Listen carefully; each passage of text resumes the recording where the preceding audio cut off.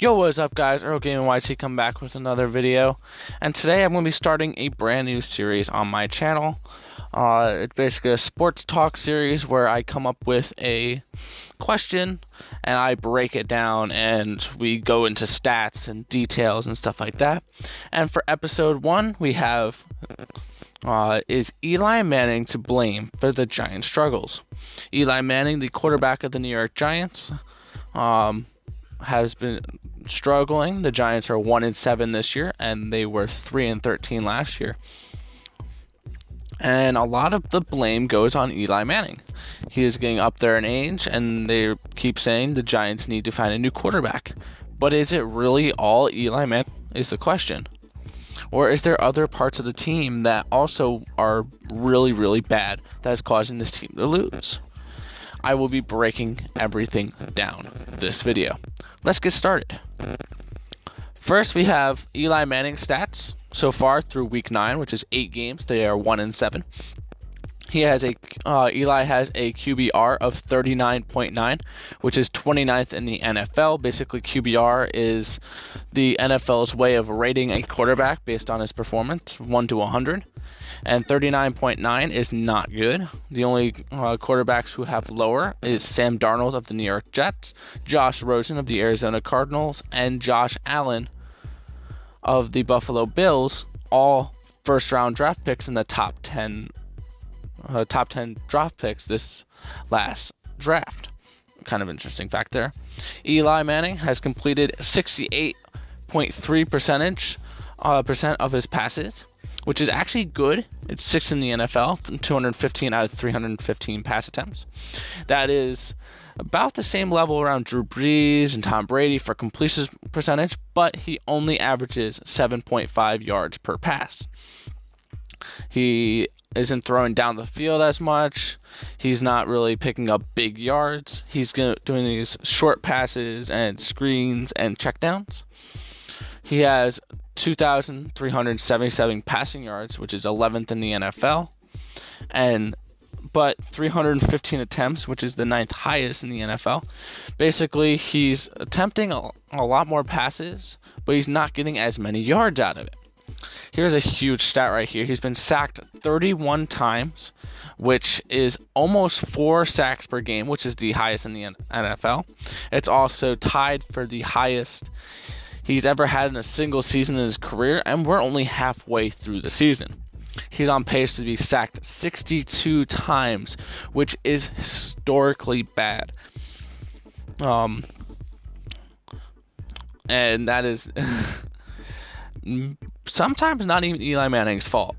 I'll get to that in the next slide. But he has 6 interceptions, which is 17th highest in the NFL, which is not bad. That's a little bit on the lower side.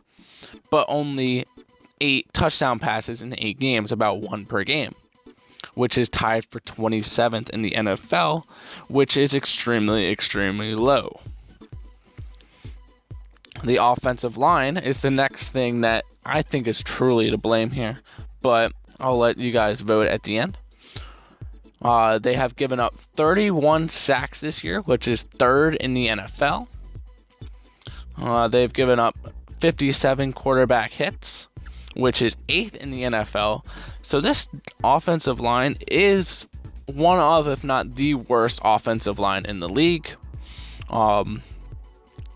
They are also one of the most inexperienced in the league, the 23rd most inexperienced, with only 249 games started between the 5 starters. And most of that, I believe, is Nate Solder.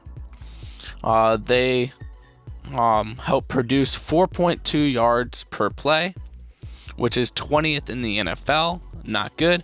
And this season, they've had 623 rushing yards, which is 2nd to last in the NFL. That's not going to get it done. This is a terrible offensive line, and they keep missing on every single try to addition or draft for this offensive line, and it's getting pretty bad. This offensive line that we have right now, I believe they've only started maybe 3 or 4 games together.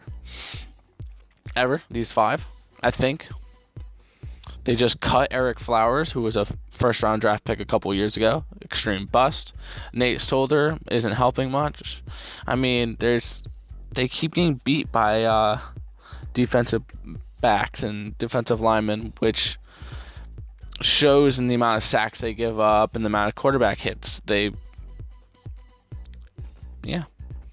Next, we have the wide receivers, which we do have one of the best wide receivers in the NFL, Odell Beckham Jr., who is 6th in receiving yards, 4th in receptions, 6th in yards of play, but he only has 2 touchdowns this year, tied for 42nd. And we also have Sterling Shepard, who is 21st in the NFL with receiving yards, 22nd with receptions, and 22nd in yards per play, and also only 2 touchdowns through 8 games. Basically 1 touchdown every 4 games. And they're basically the only wide receiving threats that the Giants have. They're the third most receiving yards by a New York Giant this year is Cody Lattimore with 108 yards, which is 112th among wide receivers in the NFL. But is it Eli Manning's fault for this? That he's not able to pass the ball for more yards, or he's not able to spread the ball out as much. It's basically going to these 2 guys. And then the person on my next slide, which is Saquon Barkley, who was 11th in the NFL with 519 rushing yards, which is not bad. He also has 497 receiving yards, so he has almost as many receiving yards as rushing yards. And he's the 3rd highest receiver on the New York Giants. He has over 1,000 yards in total yards. He averages about 65 rushing yards per game and 4.7 yards per carry, which is 12th in the NFL with at least 50 rushes. He also has 5 touchdowns, which is tied for 7th in the NFL, which is more than Odell Beckham and Sterling Shepard combined. That's just his rushing touchdowns. That does not include his receiving touchdowns, which I think he has 2 or 3. I did not look that up. But then we have our team offense, which is ranking one of the worst in the NFL. 18.8 points per game, 150 total points, which is 27th and 26th in the NFL.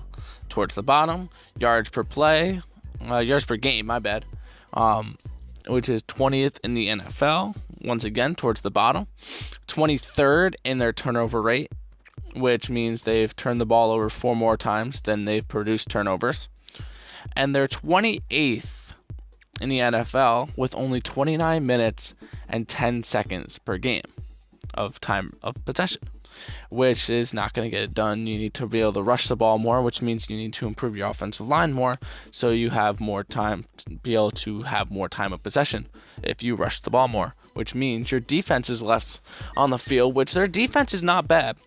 They give up 25.6 points per game, which is 11th in the NFL, which on paper doesn't look too bad, but when you only score 18.8 points per game, that is not going to get the job done. 205 points allowed this season compared to the 150 we've scored.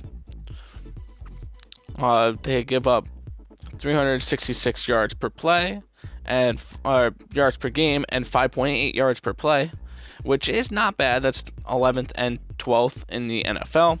And they stop the offense on third down only 41% of the time, which means 59% of the time they get the first down and they keep the drive going, which you need to be able to stop them more on third down, force 3 and outs, so you can get the ball more and you can have more time of possession and more opportunities to score.